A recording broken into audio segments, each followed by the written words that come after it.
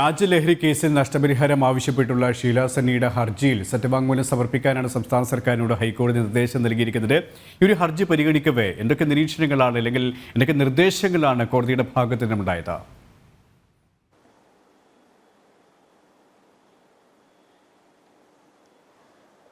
സുരേഷ്, ചാലക്കുടിയിൽ വ്യാജ ലഹരി മരുന്ന് കേസിൽ വീട്ടമ്മയായിട്ടുള്ള ഷീല സണ്ണിയെ ഉൾപ്പെടുത്തിയ സംഭവത്തിൽ അവർ തന്നെ ഹൈക്കോടതിയിൽ ഒരു നഷ്ടപരിഹാരം ആവശ്യപ്പെട്ടുകൊണ്ട് ഹർജി നൽകിയിരുന്നു.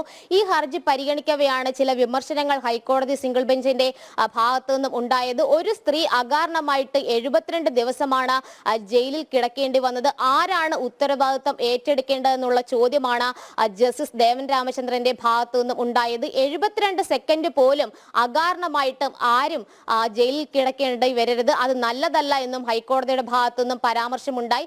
മാത്രവുമല്ല, നീതിന്യായ വ്യവസ്ഥ ഈ സംഭവത്തിൽ പരാജയപ്പെട്ടു പോയല്ലോ എന്നുള്ള പരാമർശവും ഹൈക്കോടതി നടത്തുകയുണ്ടായി. നേരത്തെ തന്നെ ഈ ഹർജിയിൽ, അതായത് നഷ്ടപരിഹാരം ആവശ്യപ്പെട്ടുകൊണ്ട് ഷീല സണ്ണി നൽകിയ ഹർജിയിൽ ഹൈക്കോടതി സർക്കാരിന്റെ വിശദീകരണം ആവശ്യപ്പെട്ടിരുന്നു. പക്ഷേ ആ സത്യവാങ്മൂലം നൽകാനായിട്ട് വീണ്ടും സാവകാശം വേണമെന്നുള്ള ഒരു നിലപാടാണ് സർക്കാർ സ്വീകരിച്ചത്. ഇതിന്റെ അടിസ്ഥാനത്തിൽ മറുപടി സത്യവാങ്മൂലം നൽകാനായിട്ട് സർക്കാരിന് ഹൈക്കോടതി 10 ദിവസം കൂടി സാവകാശം നൽകിയിരിക്കുകയാണ്. 10 ദിവസത്തിന് ശേഷം ഹൈക്കോടതി ഷീല സണ്ണിയുടെ ഹർജി വീണ്ടും പരിഗണിക്കും. 72 ദിവസം ഇവർ ജയിലിൽ കിടന്നതിന് ശേഷമാണ് ശാസ്ത്രീയ പരിശോധനയുടെ അടിസ്ഥാനത്തിൽ ഈ ലഹരി അത് ലഹരി മരുന്നല്ല എന്ന് കണ്ടെത്തിയതിന്റെ അടിസ്ഥാനത്തിൽ അവർക്ക് ജയിൽ മോചിതയാകേണ്ടി വന്നത്. പിന്നീട് ഹൈക്കോടതി അവർ സമീപിച്ചുകൊണ്ട് കേസിൽ നിന്നും കുറ്റവിമുക്തയാവുകയും ചെയ്തിരുന്നു. നേരത്തെ തന്നെ ഈ ഹർജി വന്ന സമയത്ത് ഹൈക്കോടതി അത് ഗൗരവകരമാണ് എന്നുള്ള ഒരു നിലപാടാണ് സ്വീകരിച്ചത്. എന്തായാലും അകാരണമായിട്ട് ഒരു സ്ത്രീ ജയിലിൽ കിടക്കേണ്ടി വന്നതിന്റെ ഉത്തരവാദിത്തം ആരേറ്റെടുക്കുമെന്ന ഹൈക്കോടതിയുടെ ചോദ്യം ഏറെ പ്രസക്തമാണ്. ഇക്കാര്യത്തിൽ സർക്കാർ എന്താണ് മറുപടി നൽകുക എന്നത് അനുസരിച്ചിരിക്കും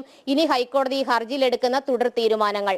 സുരേഷ്, കൊച്ചിയിൽ നിന്നും രേഷ്മ ബാബുവാണ് വിശദാംശങ്ങൾ നൽകിയത്.